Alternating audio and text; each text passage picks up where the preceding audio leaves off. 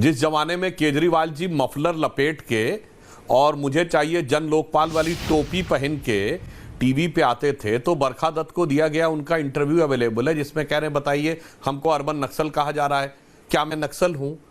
क्या मैं नक्सल लगता हूं? मैं तो बिल्कुल नक्सल नहीं हूं। और आज जब से मफलर फेंक दिया है और वो टोपी जनता को पहना दी है, जो स्टेटस को चेंज करके ऐसा एक्सचेंज किया है स्टेटस को के बाद, अब आके कह रहे हैं मैं दिमागी नक्सल हूं।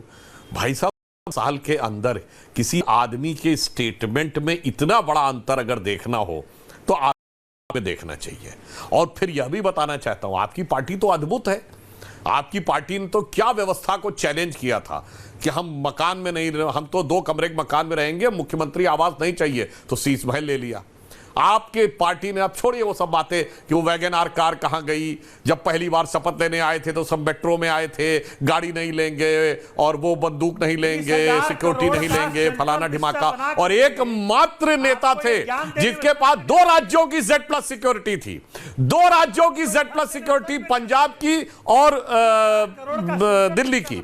पंजाब के इनके मुख्यमंत्री का जो काफिला है वो कैप्टन अमरिंदर सिंह और बादल साहब दोनों से ज्यादा। रुको जरा, सबर करो, बोला धक्का मुक्की नहीं करने का, आराम से लेने का। हाँ, यही आम आदमी पार्टी जब खड़ी हुई थी तो कांग्रेस को लालच आया था, जबकि उस समय तो वो सत्ता में थे, कि बीजेपी को किनारे करने में इसका उपयोग किया जाएगा। और उस लालच का फल यह निकला कि आम आदमी पार्टी आकर बैठ गई और कांग्रेस साफ।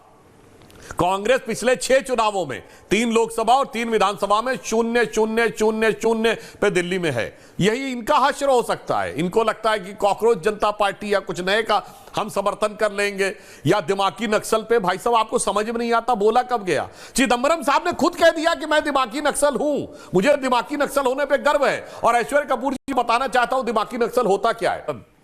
ऐश्वर्य जी, आज नाग पंचमी का दिन है। देखिए, एक अद्भुत संयोग देखिए, प्रधानमंत्री जी ने स्वतंत्रता दिवस के दिन दिमागी नक्सल कहा और नाग पंचमी आते आते आस्तीन के सांपों के मन में जो जहर भरा हुआ था, सब खटाखट निकल के खुदे कहने लगे मैं दिमागी नक्सल, मैं दिमागी नक्सल। अरे हमें उम्मीदें नहीं थी कि 24 घंटे में ये डोज इतना जबरदस्त असर कर जाएगी। अब मैं बताना चाहता हूं, वो भारतीय सभ्यता, सोमनाथ जी, वो हिंदू सभ्यता जो नाग को भी पूजती है, वो सभ्यता जहां आज सावन का सोमवार है, भगवान शंकर गले में नागराज को डालकर बैठते हैं, नंदी बैल को हम पूजते हैं, भगवान पशुपतिनाथ है उनको हम पूजते हैं, हम बंदर हनुमान को पूजते हैं, हम कार्तिकेय के वाहन मोर को पूजते हैं, हम गणेश जी के वाहन चूहे को पूजते हैं, हम पीपल को पूजते हैं, हम वट वृक्ष को पूजते हैं। मगर यह सभ्यता ट्राइबल से अलग है।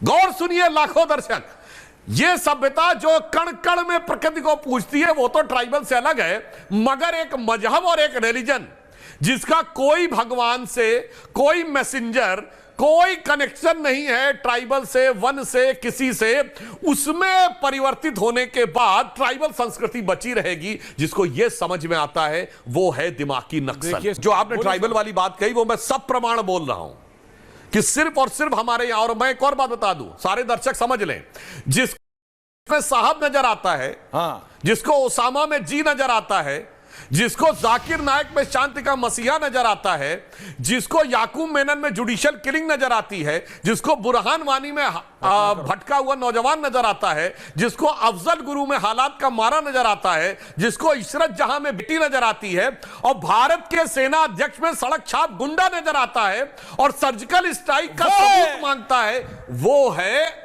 नक्सल दिमागी। ये है दिमाग में घुसा हुआ नक्सल। अच्छी लगी तो ऐसे थोड़ा मार दीजिए हाथ, आप थोड़ा सा मार दीजिए।